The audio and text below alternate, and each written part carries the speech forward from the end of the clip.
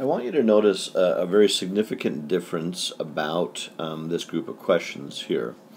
It doesn't tell you that it's a tangent line, it's asking you, is it a tangent line? So what that means is you do not know that it is a tangent. You're trying to figure it out. Now, a tangent, if it is tangent, we know hits perpendicular if it's a tangent, okay?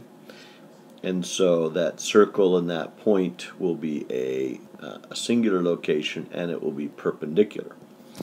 So what we actually can do is we can say, is the Pythagorean theorem valid?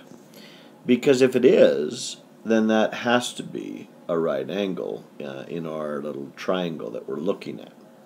So in the example to the left over here, this group here, this little triangle, we have a 3, a 4, and a 6. So if this is a right angle, if it is actually a tangent, if it only strikes once, that little Pythagorean theorem will work. So 3 squared plus 4 squared equals 6 squared.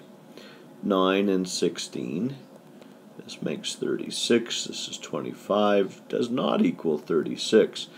This is not a tangent line.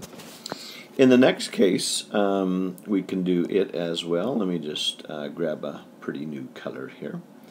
Here we go. So we would test something like 6 squared plus 8 squared equals the hypotenuse. Now, this little distance here is 6, right? Because these are always nice little hidden items. These are both radii of that circle. So 9 squared. So we get 36. We get 64. We get 81. This is 90, 100. Does not equal 81. So this is also not a tangent line.